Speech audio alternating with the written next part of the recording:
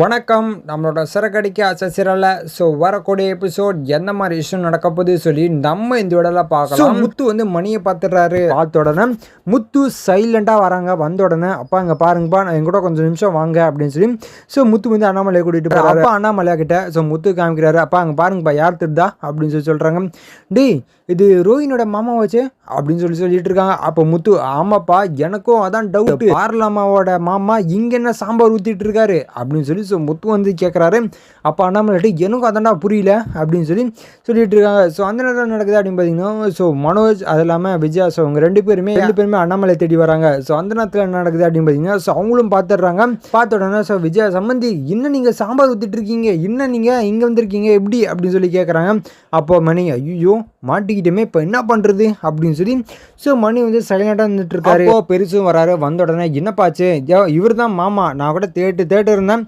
ஒரு வழியாக என் கண்ணில் மாட்டிட்டாருப்பா, இவர் தான் மாப்பிள்ளையோட மாமா அப்படின்னு சொல்லி பெருசு சொல்கிறாங்க. அப்போ முத்து சொல்கிறாங்க என்ன மாமா சொல்கிறீங்க, இவர் தான் மாமாவா, இல்லை எனக்கு புரியலையே, அப்போது பார்லமாவோட மாமாவும் இவர் தான் அப்படின்னு சொல்லி முத்து சொல்கிறாரு. அப்போ பெரு சொல்கிறாரு என்னப்பா சொல்கிறேன், அப்போ ஒருவேளை மாப்பிள்ளையும் ரோஹினியும் சொந்தக்காரங்களோ அப்படின்னு சொல்லி பெருசு கேட்குறாரு. அப்போ முத்து சொல்கிறாங்க அதான் மாமா எனக்கும் தெரியல அப்படின்னு சொல்லி மணிக்கிட்ட கேட்குறாங்க. இங்கே இவ்வளோ பெரிய குழப்பம் போயிட்டுருக்கு, நீங்கள் பண்ணி சைலண்டாக உட்காந்துருக்கீங்களே என்ன எனக்கு புரியல அப்படின்னு சொல்லி முத்து சொல்கிறாரு. இந்த கோவத்தில் டேய் நீ போயிட்டு பார்லாமா கூட்டிகிட்டு வாடா போடா அப்படின்னு சொல்லி மனோஜ் அனுப்புகிறாங்க. சரின்னு சொல்லி மனோஜ் ரோஹினியை கூப்பிட்றதுக்காக போகிறாங்க. போன உடனே ரோஹினி உனக்கு ஒரு சர்ப்ரைஸ் அப்படின்னு சொல்லி அவசரமாக கூட்டிகிட்டு போகிறாங்க. என்ன நடக்குது அப்படின்னு பார்த்தீங்கன்னா ரோஹினிக்கு என்ன சர்ப்ரைஸ்ன்னு சொல்கிறாங்க என்னென்னு தெரியலையே அப்படின்னு சொல்லி அவங்களும் டவுட்லேயே போயிட்டு இருக்காங்க. அந்த நேரத்தில் நடக்குது அப்படின்னு பார்த்தீங்கன்னா போய் பார்த்த உடனே தான் ஒரே ஷாக்கு ரோஹினிக்கு.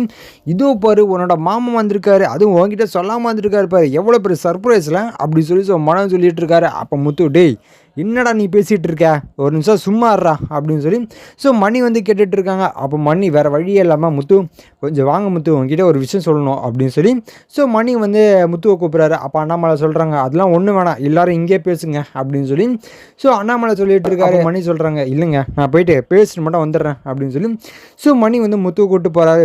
போன இடத்துல நடக்குது அப்படின்னு பார்த்தீங்கன்னா முத்து வந்து சரி சொல்லுங்கள் என்ன விஷயம் அப்படின்னு சொல்லி கேட்குறாங்க. அப்போ மணி ஒத்துக்கிறாரு. இந்த மாதிரி நான் நடித்தேன், எனக்கு வேறு வழியே இல்லை, என்ன சினிமாவில் சேர்த்து வரும்னு சொன்னாங்க, அதனால் நடித்தேன், எனக்கு இவ்வளோ பெரிய பிரச்சனைலாம் வரும் எனக்கு தெரியாதுப்பா, என்னை மன்னிச்சிடு அப்படின்னு சொல்லி முத்துக்கிட்ட வந்து சொல்கிறாரு. இல்லாமல் இப்போ கல்யாணம் வரை நடந்துட்டு இருக்கு, அது எங்கள் வீட்டு கல்யாணம், கொஞ்சம் பிரச்சனை மட்டும் பண்ணாது அப்படின்னு சொல்லி மணி வந்து கெஞ்சிட்டு இருக்காரு. இதுக்கப்புறம் எந்த மாதிரி விஷயம் நடக்க போகுது சொல்லி நான் அடுத்த வீடியோவில் உங்களுக்கு அப்டேட் பண்ணுறேன். அது வரைக்கும் நம்ம சேனல் சப்ஸ்கிரைப் பண்ணி பக்கத்தோட பெல் ஐக்கன் கிளிக் பண்ணி வச்சுக்கோங்க. நன்றி, வணக்கம்.